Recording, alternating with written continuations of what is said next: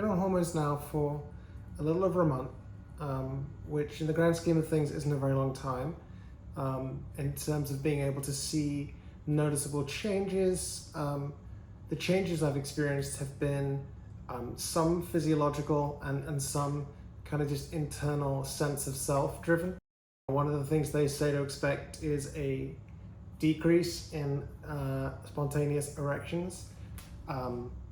I've definitely experienced that, and for me that's a good thing because although I appreciate the ability to derive sexual satisfaction out of the enlargement of a particular part of my body, the enlargement of and the existence of that part of my body is not the most convenient, and also reminds me how I want to move to a place where I don't have one of those and where I have something else instead. And I guess is what that is. A Vitamix. I would like a Vitamix down there. One of the other things that I experienced when I was sort of like imagining myself as a woman, or imagining myself dressing up in the perfect kind of like style of clothing, etc., is that sometimes I experienced erections.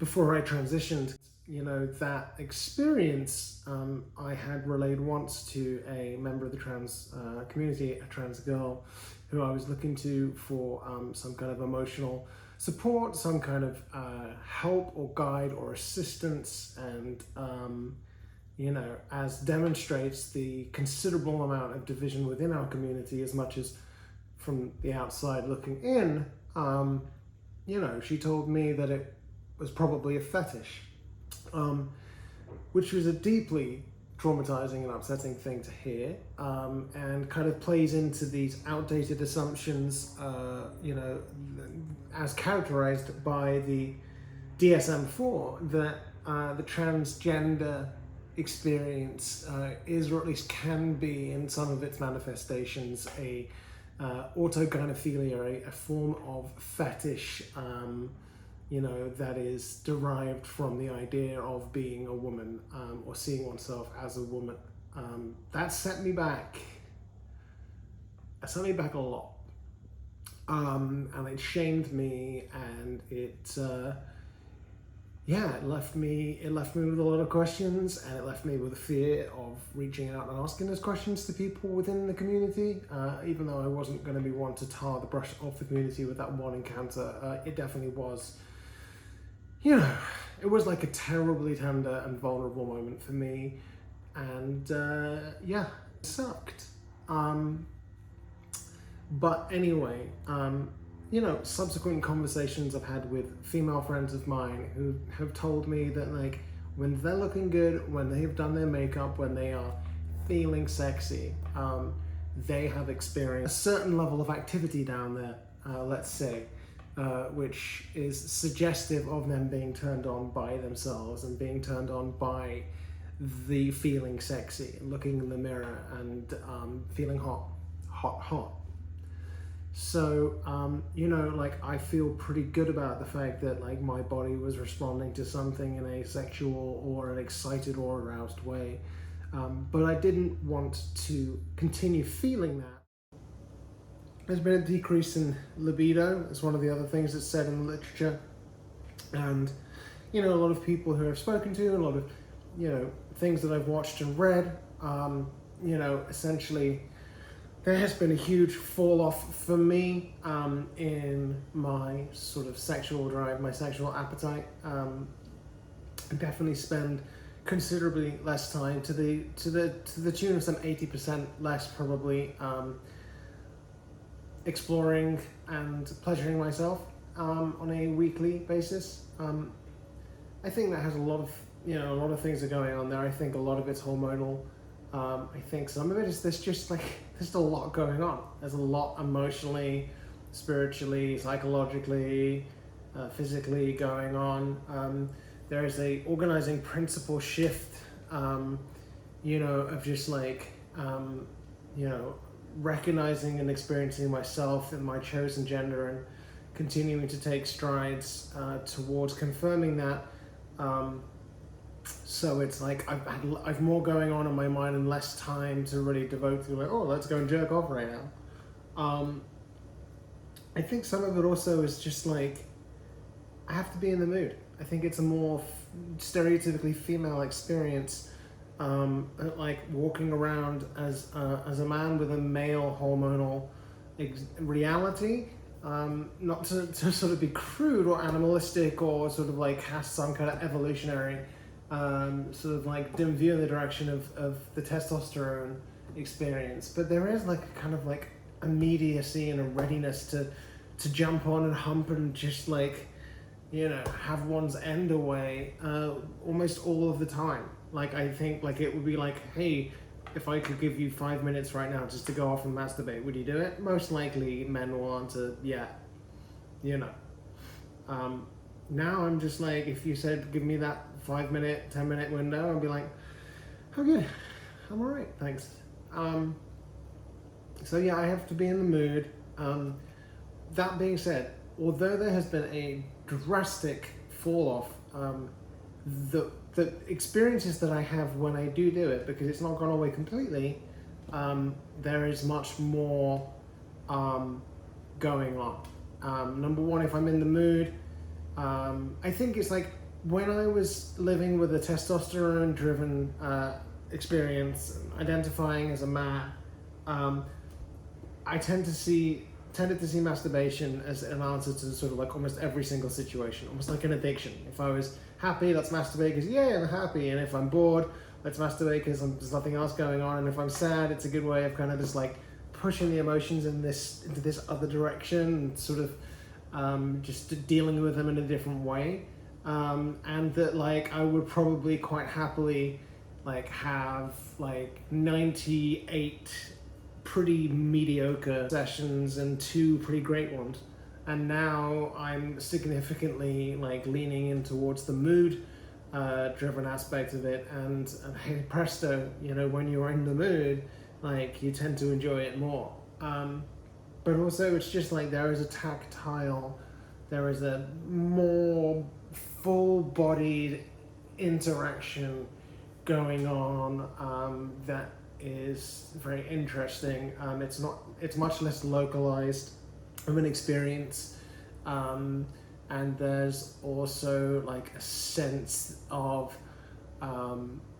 it lasting longer, and that all of the build-up is sort of just like part of the overall experience rather than this sort of like, I guess if it's a graph, you know, the male experience would be kind of like that, you know, and then as the female experience, it's kind of just like a lot more of a gradual build, and then there's kind of these ripples at the top that then kind of go away more slowly, and so there's more of a like an aftershock. And it's altogether more enjoyable. One of the other things I've noticed has been the way I smell changes. There have been, well, just generally increases in the sense of smell. Has like, I've just noticed being able to smell things more vividly, and my smell myself, my sweat, my body also seems to have changed. There's definitely a fragrance. I wouldn't say it's sort of like necessarily better or worse. It's interesting. And for me, it smells good because it's associated with a trajectory which I'm excited about. But for all intents and purposes, it could just be a neutral olfactory transition. There is a sense of alignment. You know, it's been up and down, and I want to sort of talk about the mental experience of this to a certain extent. But you know, like I feel like I'm on the right path.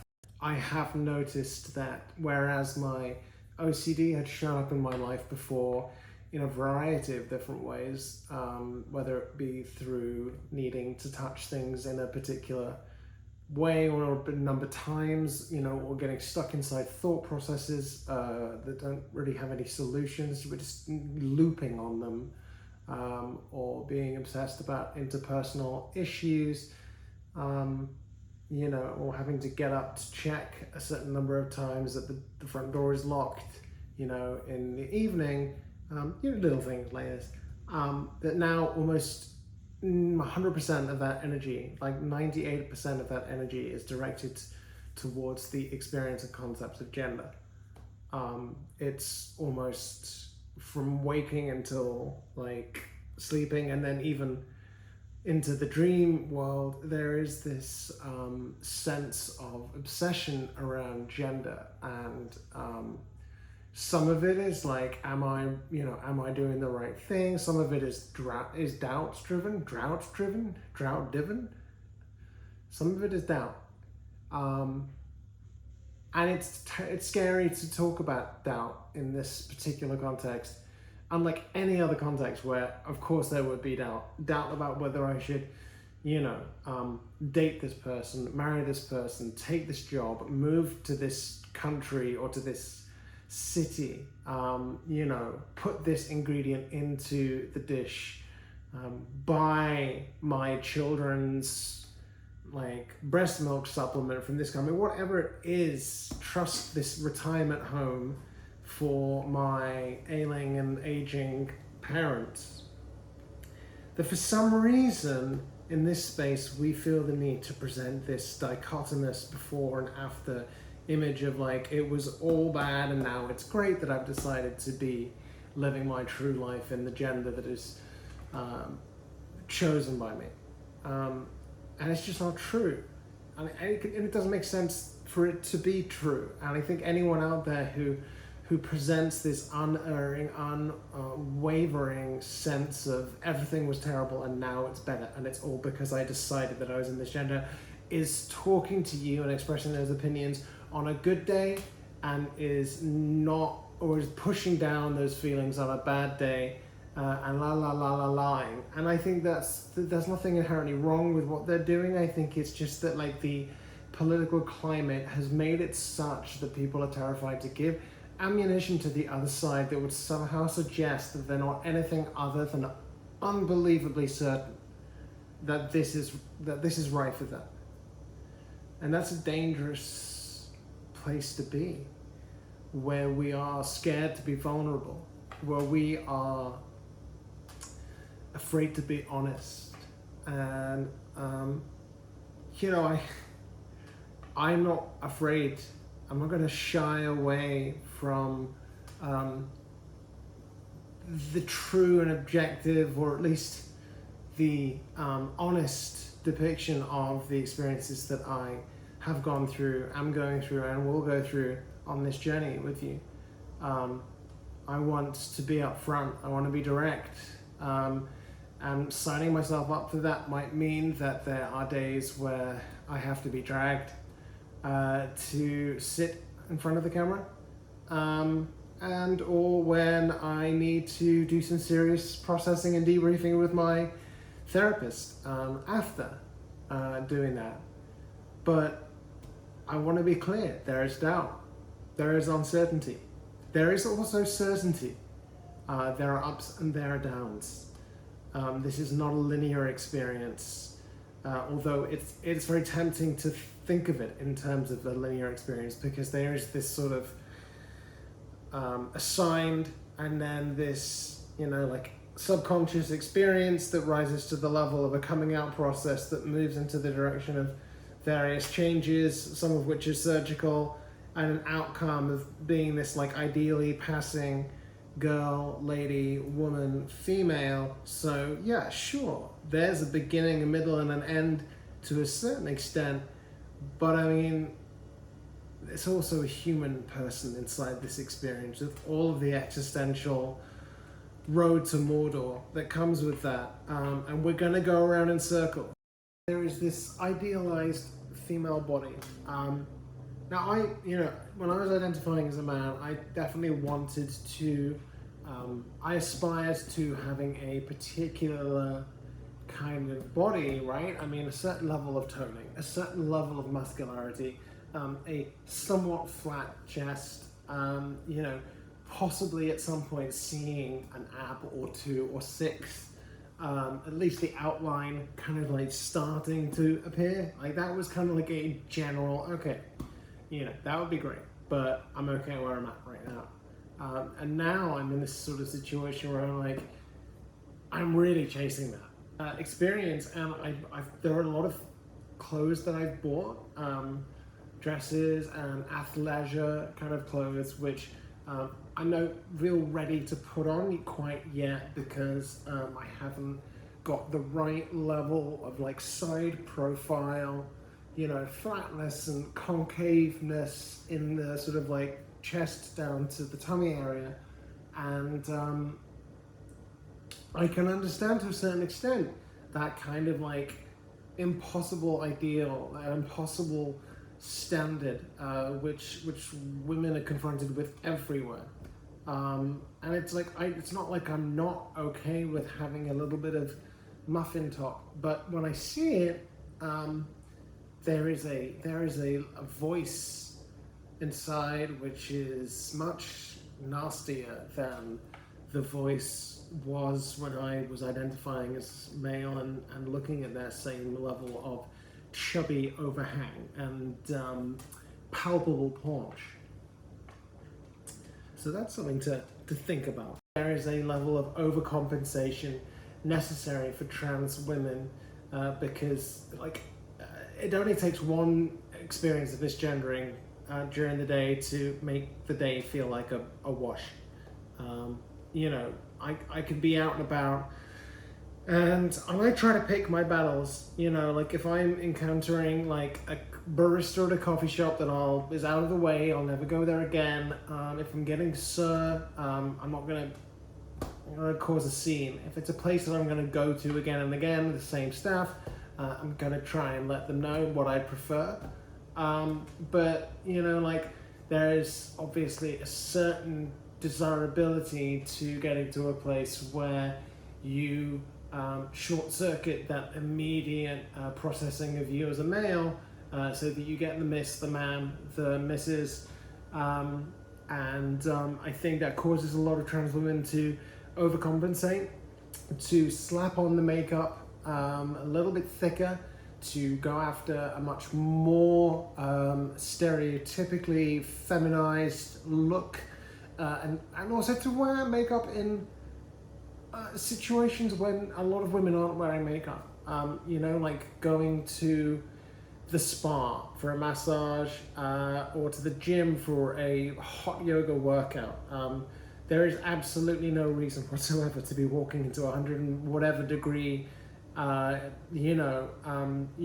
situations with eyeliner and wings.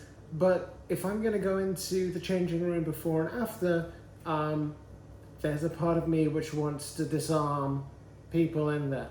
And maybe I'm shortchanging people on their reception of me and of trans women, but I think it's like there is this fear, and people do have pretty horrific and traumatizing or just really upsetting experiences all of the time going into this. You know, it only takes one Karen. So, you know, that's all to say, my day-to-day experience of femininity is driven by a kind of oscillating experience of being completely comfortable in the internal experience of my subconscious preferred gender and sex, and the knowledge that certain things will be happening over the course of time that will make me more naturally look like a girl. But that there are also days where I will not leave the house, either because I don't want to I feel like I need to leave the house in a way that makes me feel like I'm looking like my aligned and chosen gender, and that it just takes too much effort or too much time, or that I'm just like, I know in advance that the world is just going to be too loud and too abrasive and too noisy, and I'm too hypervigilant and too capable of being knocked off my balance by one look at me in the wrong way, which might be me misinterpreting a look. There might be someone with something in their eye that I'm seeing as a glance, and transphobic glance.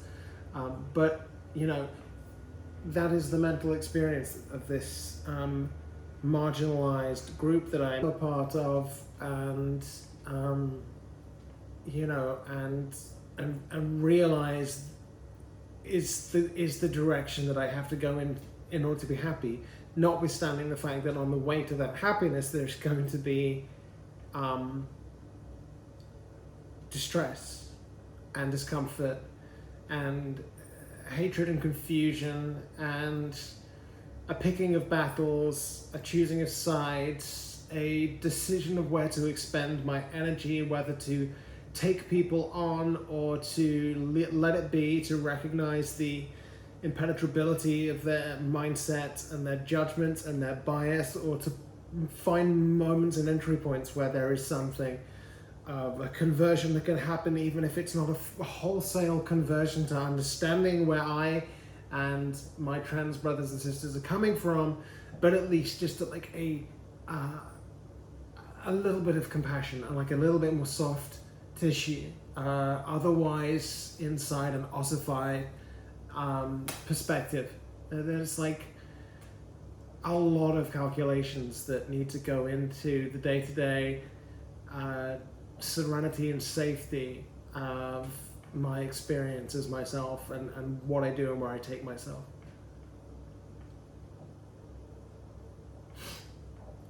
And places like bathrooms can be nerve-wracking because, you know, even the overcompensating components of that experience is that, like, if I'm coming out of the bathroom, and sometimes it feels like I'm at high school, you know, and I'm sitting in the bathroom and I hear this sort of gaggle of girls talking, and there's a part of me that's like, oh God, I want to be standing there talking with them about whatever they're talking about and exploring and enjoying the social aspect of the bathroom that is otherwise completely absent in the male bathroom, and the piss-covered seats and the, you know, just the immediate need to escape from that potentially vulnerable place of male pride bastion. You know, so I hear this chitter-chatter that I want to be part of, but there's another part of me that's scared to come out of the store and be subject to the, you know, stares and the judgment of the cool girls or the mean girls or whatever it is, and the feeling the need to apply my makeup in the mirror to like send another signal on femininity out. It's like, no, I'm not in the wrong bathroom. I didn't make a mistake. I didn't assume that this was a no urinal male bathroom. I'm actually in the right place. And oh, by the way, look at me, I'm doing my makeup too. You know, it's like, that being said, the first experience of going into a girl's bathroom and applying makeup in the mirror with another girl doing it next to you is kind of all the things. And you'll notice that I'm not wearing any makeup right now or trying super hard to try and convince you through immediate sensory information that I am a girl. That's mostly through laziness and just recording having woken up. But I also just want to kind of like make sure that like my experience as a woman is driven by intrinsic internal feelings as much as it is by being obsessed with what you think and trying to convince you of something. One of the other things that I've noticed is like I've become interested in horror movies in like a big way. Like I can't stop watching them, and I'm like sensing that I'm like doing it to like push the limits of my ability to like my pain tolerance or my horror tolerance or my shock or my fear tolerance, which is just a strange kind of experience, as well as an interesting graphic novels. But the horror movie thing is interesting because, look, this is probably nothing to do with hormones, but it is interesting to muse on the whole stereotypical fascination of women with things like true crime and horror, and then the kind of coincidence of my newfound interest in horror movies within a very short space of time after starting on hormones. So just want to noodle on. Something else is that I have stopped receiving US postal mail. because I'm no longer male. Okay.